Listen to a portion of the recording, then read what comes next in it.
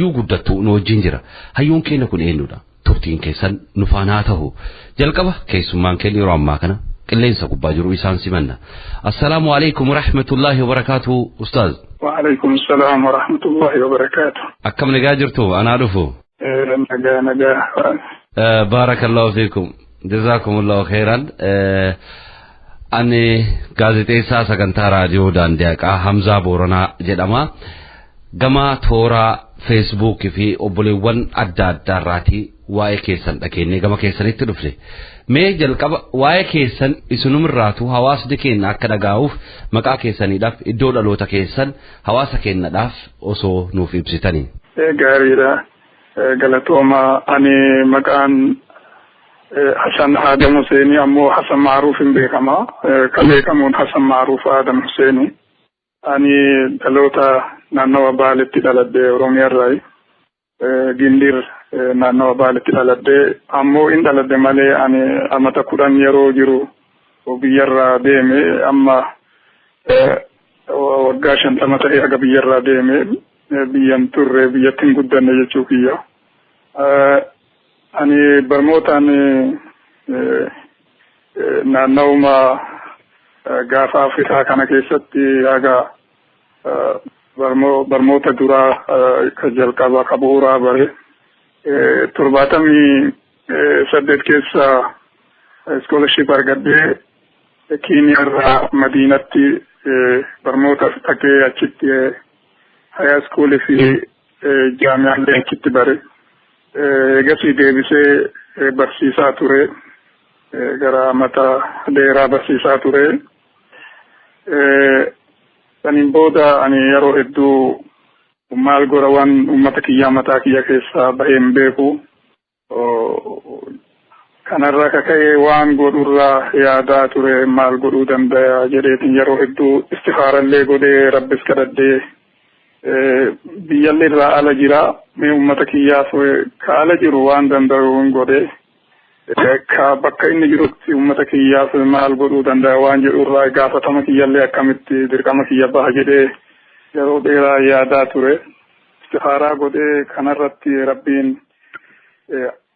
afaan bareen ani jaamiyaa Islaamaa jaamiyaa Madiinatti bare damee lugaa Arabaatti aadaabaa bare kitaabotii laa taphataa hindan akkamitti kitaabotii afaan kanatti deebisa jechuu kanatti yeroo hedduu yaade keessattuu yeroo 91 naannawa kanatti afaan kun afaan ittiin baratamu kan ittiin hojjetamu tahee jennaan dhaloonni haaraan kun ka amma baratee ol dhufutti jiru kun takki baratee amma amata 20 ga'e kun afaan kanaan kitaaba amantii kana kan inni lafaa qabuun jiru maaltu mala jedhee ani yaadadhaa warri amantii kana bare hedduun jechuun kiyya yoo akkuma jirutti hin tahin qubee raayoo hedduu waan hin beeyneef dirqamee rabbiin duratti illee gaafatama bahuuf dhaloota haaraa dhufu kanalleef waa dhiisuuf akka dachii duwwatti hin dhufne dachii duwwatti dhufanii abboonni keenya waa tokko nuun dhiifne akka jedhanii nun abaarreef yaalee waan danda'ame haga fedhe xiqqaatus waan jedhurraa kaka'e istikaaraa kanarratti godhee rabbiin kanallee naa laaffise. Jalqabaan kitaabotii xixiqqaa ka mabaadi'aa ka mooraa xixiqqaa yaaluu barbaade. Jalqabnaan natti tolee jalqabaa fi kitaaba seenaa nabiyyi Muhammad alayhi salaatu wassalaam kitaaba afaan arabaatiin Ar-Rahiqul Maktuum jedhamuun beekamuun jalqabe isa fidadhee bahee Kiiniyaatti bahee ture amata gara 9 tahaa amma egaa bahee hedduun turre ani nama akkuma jedhe amata waggaa 50 biyyarraa ala jiru biyyoota garaagaraa keessa deemee qubadda yeroo hedduu amma ammoo waan biyya dhiyaa kana jiruuf Kanadaa jiruuf fuula deeffadhee kanatti achitti fufuu waan hin danda'iniif bakka inni kitaabni kiyya duraa itti bahe kan ittiin turiniif as dhufee gara Kanadaa kana dhufnaanis Riyaadu Saalihiin jalqabee Riyaadu Saalihiin wanni gaadii lamatti bakka lamatti jechuu gaadii lamatti gaadi'amee juz'ii lamatti bakka gaadi'amee juz'ii lamatti bahee akkuma inni jirutti nafsi isaa ka arabii barreessee afaan keenyatti hiike eegasiin in dheeressa shaagaa fi yoo qabaattus ka kana fakkaatu akka fakkeenya taasise. Baarakallahu fiikum jazakumullahu khairan ustaas mee gidduudhaan gaafii gabaabduu takka hubannoodhaa fi dhageeffattoota keenyaaf illee akka tahu hamma biyyaa baatanii waggaa 50 umriin keessan yeroo waggaa 10ttidha ka biyyaa baatanii afaan Oromoo kan keessumattuu afaanni Oromoo kun dhufaatiin isaa yeroo gabaabaa keessattidha yeroo san biyyaa baatan san afaanni Oromoo katabbiin isaallee akkasitti jalqabamee Dr. Muhammad Rashad akkasitti bal'atee kan deemen turre akkamiidha isin afaan Oromoo kan barreessuu kan dandeessan haalli isin itti deebina haala kitaaba keessanii amma bakka Riyaadus Saalihiin gaadii lamaadhaan akka bakka lamatti qoodanii katabdanii achirratti dhaabbannee jirra mee itti aansuudhaaf jalqaba biyyaa hamma baatan afaan kanas akka min dagatiin dabalataan immoo barreessuu kanarratti immoo afaanuma qubee laatiinii kanaan barreessitan immoo afaan arabaa ittiin barataa turtan saniin barreessaa turtan waan jedhu woommoo afaan Oromoon ta'e ka barreessitan qubee laatiiniidhaan akkamittiidha barnoota kana beekumsa kan argachuu dandeessa waan jedhu irraati dhageeffattoota keenya fi mee ibsa nu kenna. Barana nyaatan sana kanallee barana nama beelaytu beekaa ani akkaataan biyya baay'ee jaaladhee osoo hin ta'in maatii kiyyaan alatti baqarraan bahee maatii kiyyaan alatti maatiin kiyyaa iddu'aaf jireenya kiyyaayyuu beeknee sanirraa hubachuu dandeetta ani wanni firri ani biyya waliin itti baay'illeen afaan kana afaan abboota kiyyaati afaan yeroo sanitti afaan amantiin kun ittiin banamu naannawa ittiin daladhetti ittiin baramu fiqhiin nahwii cufti sarfiin cufti afaan kanaan baramaa ture yeroo sanitti ani afaan kun afaan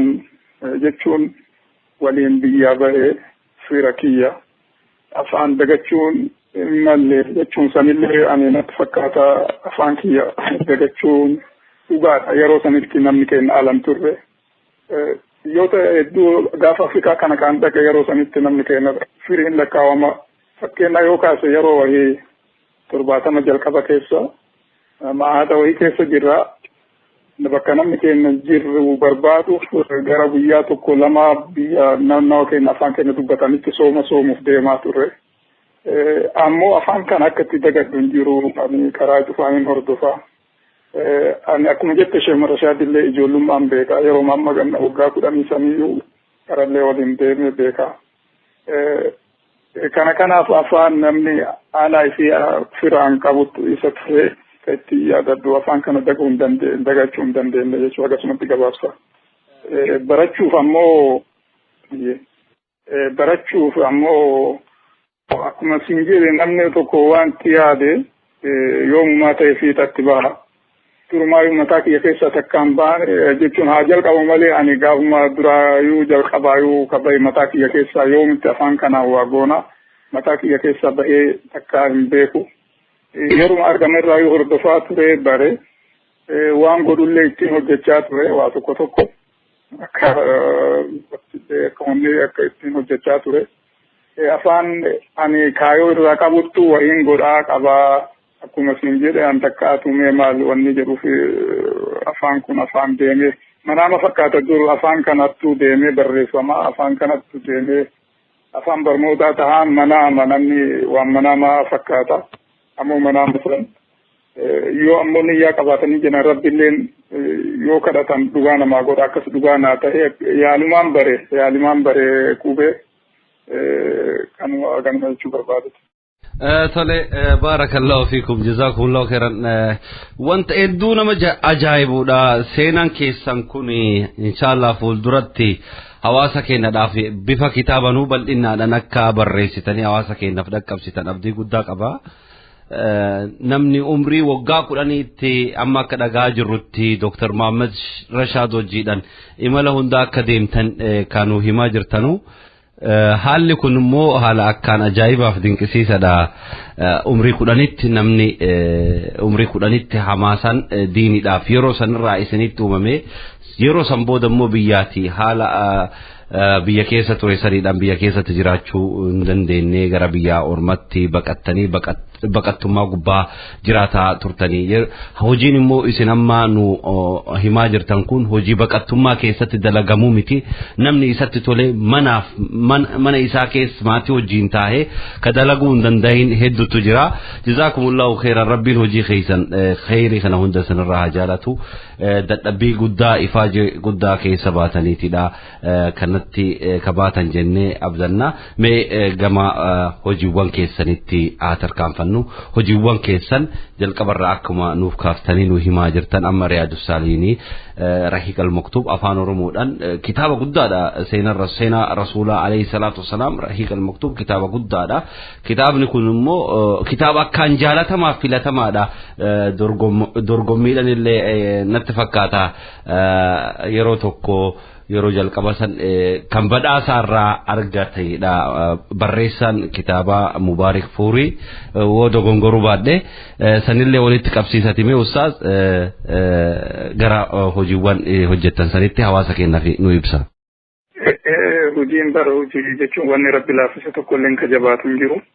Ani iyya daddaa jamata jechuun waggoota 10 dura yeroo imeelii qaraadhu maali fuula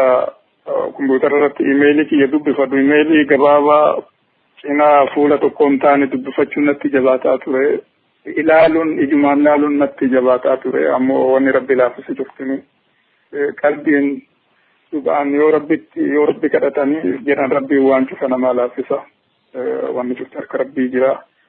Rabbiin na laaffise malee ani humna kiyyan turre wanni kiyyalleen turre ammoo gaafataman natti dhagayamaa ture gaafatama ani ulamaa namni nurra ulamaa qabu hin jiru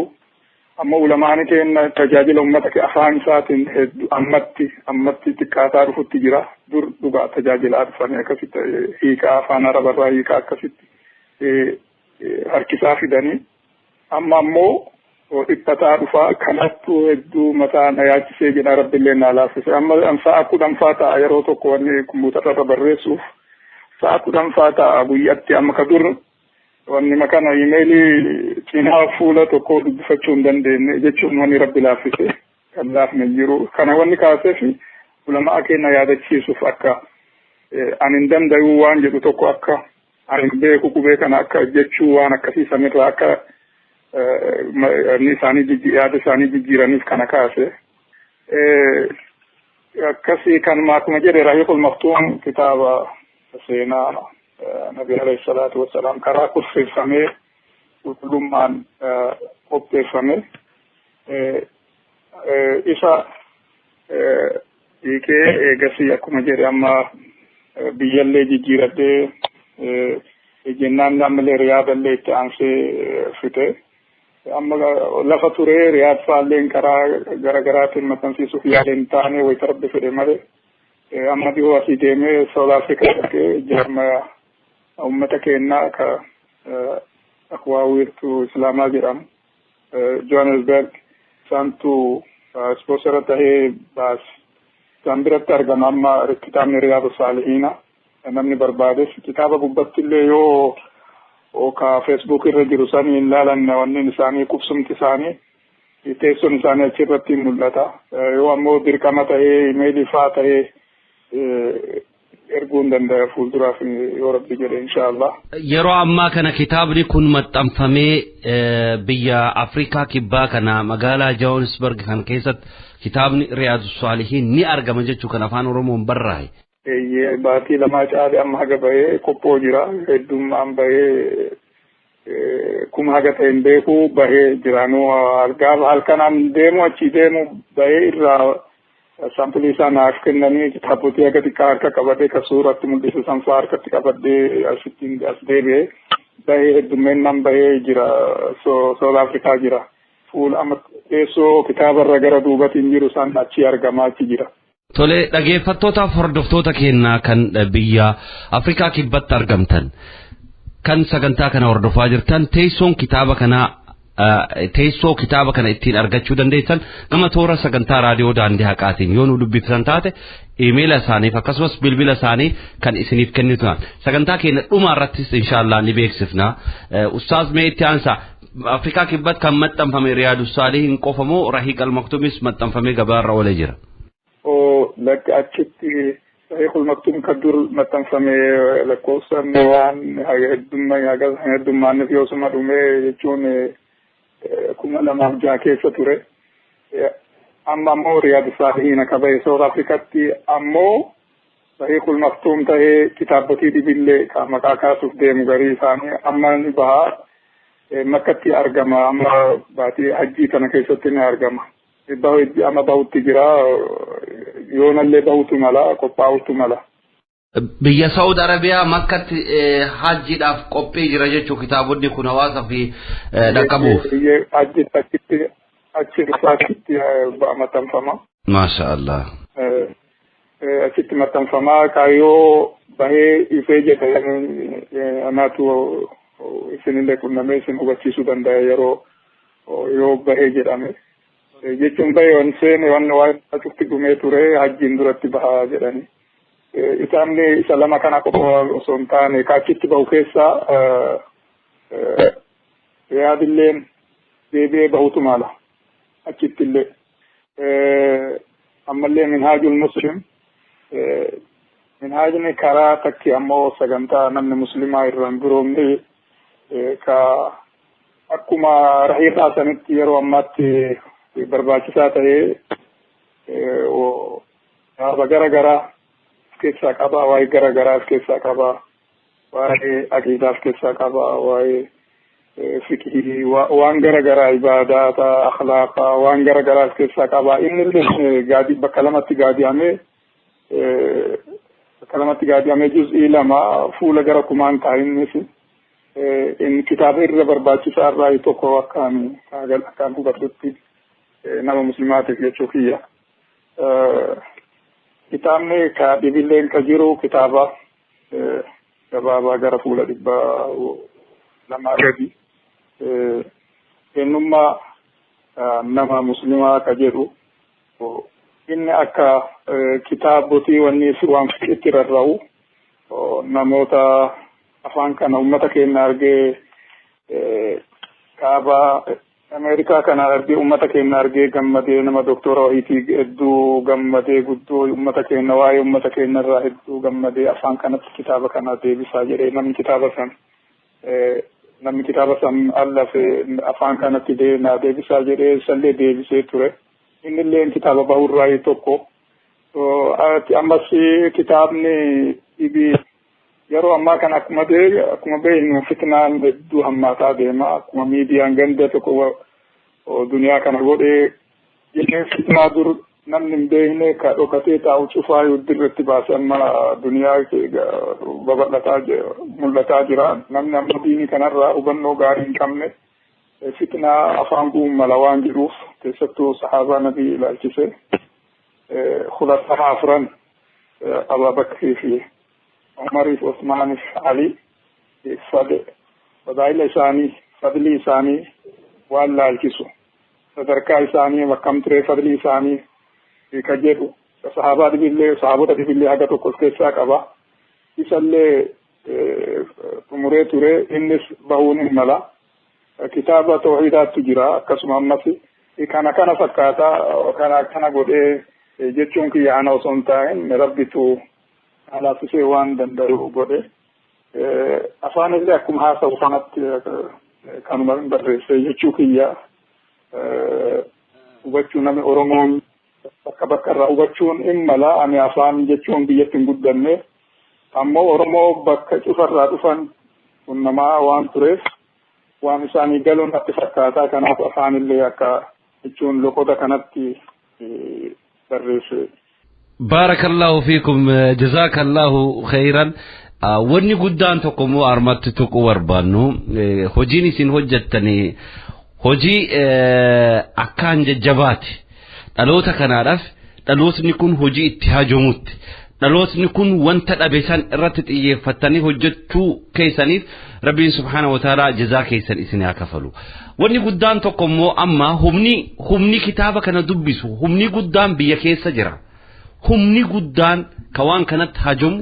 biyya keessa jira. Humni guddaaf bal'aan biyya keessa kitaabonni kun maxxanfamuudhaaf haalli isaanii maal fakkaata? Kitaabni keessattuu siiraa rasuula alayhi salaatu wassalaam akkan ta'utti maqaa isaa hamburroo seenaa jettanii moggaaftan natti fakkaata yoo dogongoruu baadhe kitaabonni kunuu fi akkasumas Riyaadu Saalihiin illee afaan Oromoo maqaa biraatti moggaaftanii jirtanii malkaa muumintoota jedhe malkaa muumintoota jechuu kanallee wajjin kitaabni Riyaadu Saalihiin malkaa muumintoota jettanii moggaaftanii ala kulli haala kitaabonni kun haala akkamiidhaan biyya keessatti dhaqqabuu danda'an waan jedhuurraa humni guddaan biyya keessa jiraachuu wajjin ustaas biyyoota alaa irratti illee murteessaa ta'uu wajjin kitaabota kan haala akkamiidhaan biyya keessatti argachuu danda'a waan kan irratti maal hojjetaa jirtan wanni itti yaadaa jirtan jira laata. Akkuma Oromoon jedhutti kumni tokko fuulan dhiquu jedhan kumni tokko fuulan dhiquu jedhanii ani fuula akkas godhee fuulatti deeffadhee ture dura afaan kana hiiku yoo badellee jedhu warri dhibii argee gaaf tokko deemeen baasaa waan jedhu irratti san yeroo akkasitti saamachaa ture ammoo biyyallee hin daganne akka Noort Ameerikaa kanatti waggaa afuriin durallee jaarmaa rohayiitiin qarqaasfadhee biyya keessatti akka bahu yaalii godhaa ture naan taane warra jaarmaya ani qarqaasfachuu barbaadeen santu biyya isaanillee rakkinni dhibii itti galee jennaan irraa kaanfatee irraa dhiise eegasillee akka dhuunfatti namoonni biyya keessatti namoota hedduu namoonni waliin barree matiitti lakkoofsan xiqqaa miti namoota akkasitti illee mari'adhee ture ergeefillee ture akka itti erge yoo karaa danda'etti maxxansuu danda'an ergee ture ammoo ka jarjarsaa ta'eef ammaaf akkuma jedhe kana karaa saayibboota kiyyaatiin ka amma kunoo karaa makkaa kana ta'ee rabbiin taasise na fakkaata malee ani itti laafne gara kiyyaanii ammoo akkuma jedhe kumni tokko fuula dhiqu akkuma jedhan shanna harkaa ta'e malee ani gamasitti illee itti laafne tunu hiree guddoo jechuun amma akka karaa keessan kana qunnamuu fa'aallee namni quban qabu nama biyya alaa kana biyya faranjii kana ollaan balbala isaa itti aantu namni argu namni wal quban qabu eenyu nafi qubataallee hin beeku akkasan taate malee ija dukkana keessaa haga dhiiban abbama beeka jedhani kanaaf malee ani yaaluu